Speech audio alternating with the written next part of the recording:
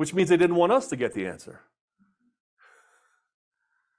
Because Daniel was going to write it down, and God was going to preserve it, and 2,000 years later, you and I would read it.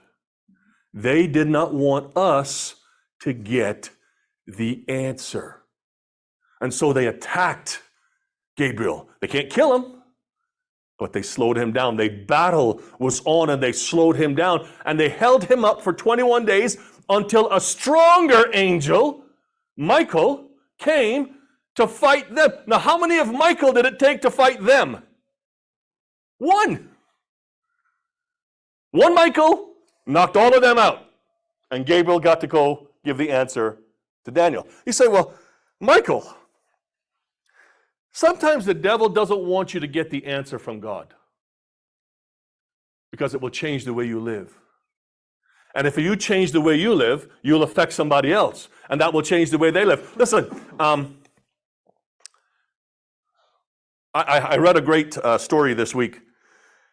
A preacher, I believe he lived in Chicago. He said, I was sleeping one night, and the Holy Spirit woke me up, said, I need you to go preach the gospel in the subways of Chicago. He said, well, I thought I was just a dream, so I went back to sleep. And he woke me up again, and then again.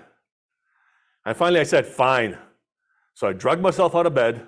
I went down to the subway in Chicago. There was nobody there that I could see. But I preached the gospel, and I gave an altar call. Nobody came. I went home and I went to sleep. Many years later, he was at a crusade by a preacher named Billy Sunday. And Billy Sunday gave his testimony that he was in a subway in Chicago one night when a man came down and preached the gospel to nobody, but he hid himself and he got saved that night.